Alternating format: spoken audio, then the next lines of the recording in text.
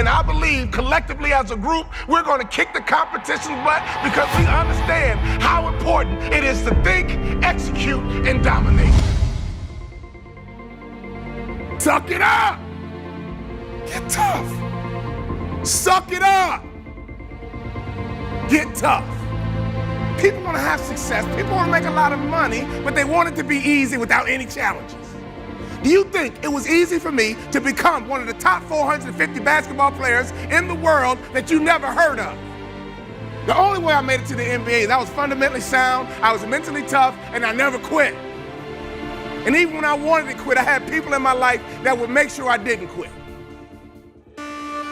I hired and set out the top 10 motivational speakers, watched all their videos, and I watched them one by one because I understand that if I pay attention to what the best are doing, I could be the best too. I watched game film on Michael Jordan. No matter how much I watched, I couldn't do what Michael Jordan could do. I would watch Magic Johnson. I couldn't do what Magic Johnson would do, but I sat there and had these videos. I watched Les Brown, Zig Ziglar, Tony Robbins. My wife was scared. I was scared. I called into my office and I said what husbands say. I said, babe, we're gonna be okay.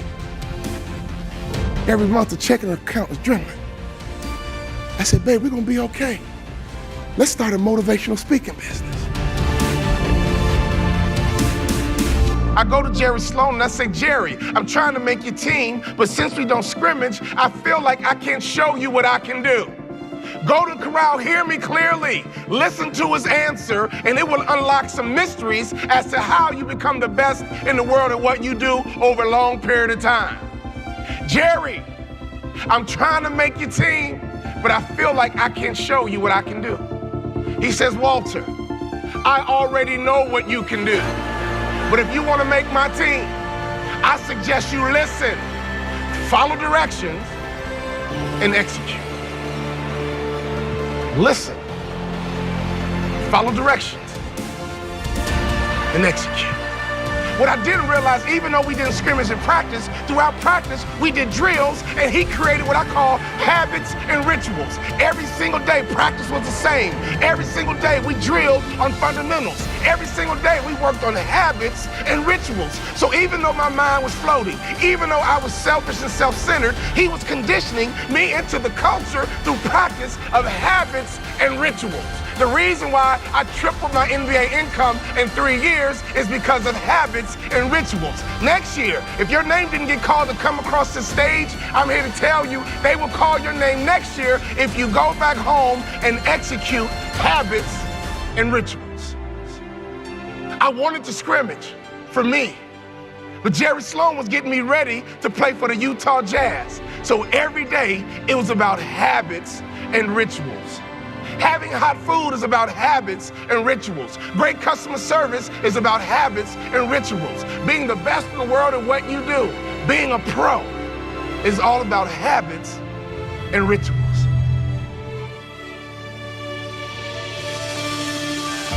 Let me tell you something. I learned a very valuable lesson when I played for the Utah Jazz. I had a point guard on my team who's arguably the best point guard in the history of the NBA. His name is John Stockton. John Stockton would go to a chiropractor 4 times a day on game day.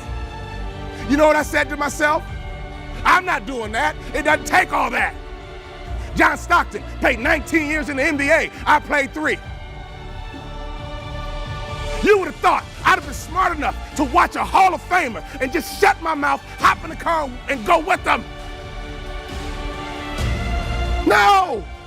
My mind said, yeah, it doesn't take all that. And I would tease him. Man, John Stockton, you OCD or something? Why are you going to a chiropractor 4 times a day? He swore by his chiropractor. That man played point guard in the NBA until he was 40 years old. And he didn't retire because he got slow. He retired because he refused to wear baggy shorts. He loved his Daisy Dukes. Every day on game day, that man would go to a chiropractor 4 times a day. And in my immature basketball mind, I would say, it doesn't take all that. I don't need to do all that. I'm an award-winning motivational speaker because now I pay attention to details. Another peak performance truth. Peak performers are detail-oriented.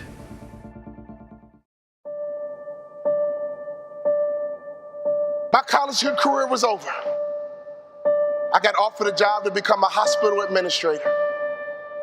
2-year program, $75,000 job. And right before I took the job, my daddy called me on the phone. Let me tell you about my daddy. When I was a little boy, my daddy would always pick me up. When he came home from work, he'd pick me up. When he saw me in the nursery after church, he'd pick me up. No matter how long he worked, no matter how tired he was, my daddy would always pick me up. So when I had my kids, I would always pick up my kids. When I got home, sometimes I was tired. They have a bottle in one hand, and they just lifted up the other hand, and they knew what daddy was supposed to do. My job was to pick them up. This is a spiritual interaction. When you pick up a child, it is a spiritual transaction. When you pick up a child, you change their perspective. When you pick up a child, all of a sudden they can see the world the way you see it. I don't care what your children have done, there is nothing they can do for you to stop picking them up. Well, my daughter's a drug addict, I don't care, pick her up. My son messes up, I don't care, pick him up. I don't care. You pick them up. That is your job, mama. That is your job, daddy. That is your job, grandma. That is your job, granddad. Your number one job is to pick them up and change their perspective.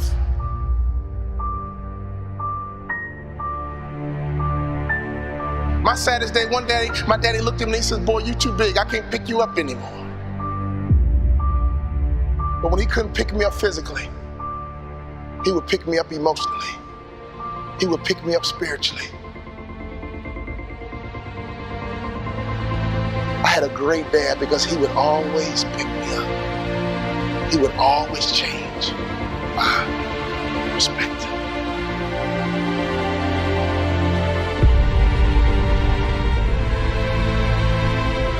So my daddy called me on the phone, he asked me a question. He said, son, you had a tough year, what's next? I said, Dad, I'm gonna be a hospital administrator.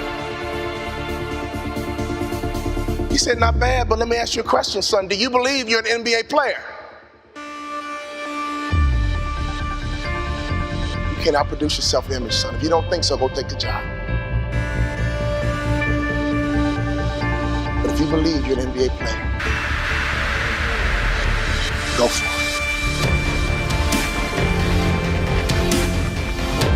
My dad had the self-control and discipline and waited for my answer.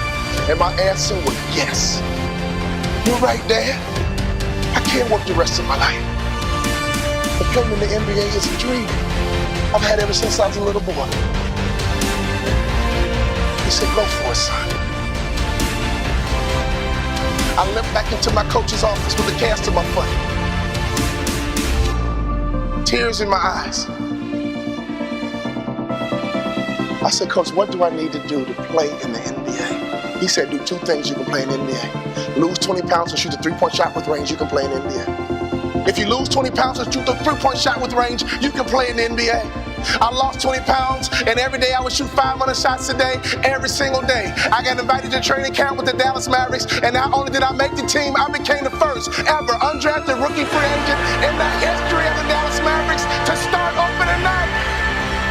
Could you imagine what was going through my mind? I had not started a basketball game since high school. I got to the arena and they dimmed the lights and they put the spotlight right on me.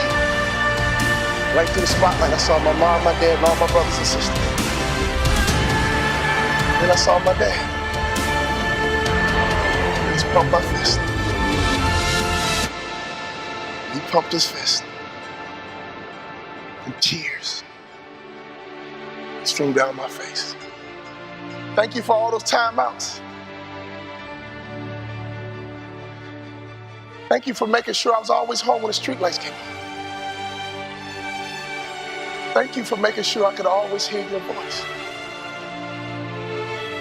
Thank you for always changing my perspective.